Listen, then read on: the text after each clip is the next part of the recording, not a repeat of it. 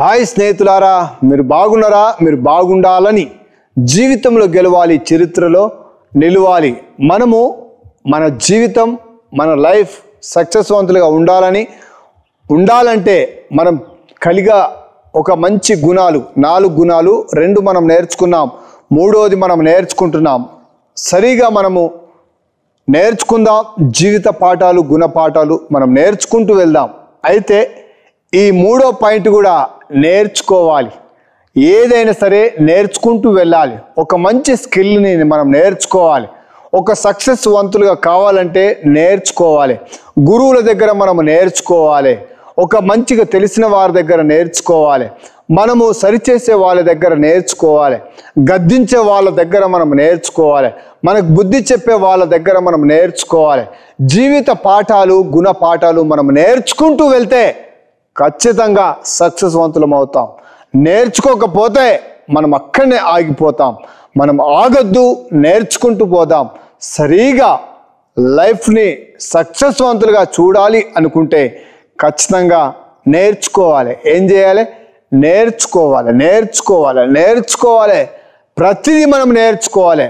ఒక మంచి వ్యక్తిగా, ఒక కళాకారుడిగా ఉండాలంటే, ఒక గొప్ప అద్భుతమైన వ్యక్తిగా మారాలనుకుంటే మనం నేర్చుకోవాలి. ఆ నైపుణ్యత మనం నేర్చుకోవాలి. ఆ కళను మనం నేర్చుకోవాలి.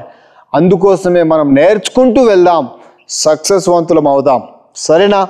మనము నేర్పరితనమును, ఒక కళని, ఒక అద్భుతంగా జీవితం జీవించాలి అనుకుంటే, అందరి ముందు ఒక స్పెషాలిటీగా ఉండాలంటే మనం ఏం చేయాలి? 3వది నేర్చుకోవాలి. ప్రతి ఒక్కరూ నేర్చుకున్నారు. గురజాడ అప్పారావు నేర్చుకున్నాడు గనక సక్సెస్వంతులుగా అయ్యాడు.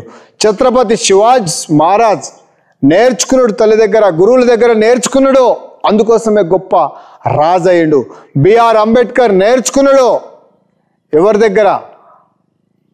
సావిత్రిబాయి పూలే, జ్యోతిరావు పూలే గురువుల దగ్గర నేర్చుకున్నాడు, గొప్ప రాజ్యాంగవేత్త అయ్యాడు. అలా చెప్పుకుంటూ పోతే స్వామి వివేకానంద నేర్చుకున్నాడు, అందుకోసమే గొప్ప ప్రపంచానికి ఉన్నతంగా మారాడు. అందుకోసమే మనం నేర్చుకోవాలి, నేర్చుకుంటూ వెళ్దాం. నేర్చుకుంటే సక్సెస్వంతులం మనమే. ఎప్పటి జీవితం అంతా నేర్చుకోవద్దు. ఛత్రపతి 12 ఏళ్ళ వరకు నేర్చుకున్నాడు, తర్వాత రాజయ్యండు. అప్పుడెవరు నేర్పాడు. అంటే మన లైఫ్ నేర్చుకోవాలి. ఎంతవరకు అంతవరకు నేర్చుకోవాలి. చిన్నప్పుడే మనం స్కిల్ని నేర్చుకోవాలి. తర్వాత మనము క్రియేటర్ కావాలి. అంటే మనం నేర్పేవారుగా ఉండాలి, గురువులుగా ఉండాలి. ఎప్పటికీ నేర్చుకునే బతుకొద్దు. నేను ఎప్పటికీ ఇదే నా జీవితం చెప్పించుకునే వాడిగా ఉండొద్దు. చెప్పేవాడిగా కూడా తయారు కావాలి అంటే మొదట మనము నేర్చుకోవాలి. తెలియని విషయాలు నేర్చుకోవాలి, సరి చేసుకోవాలి.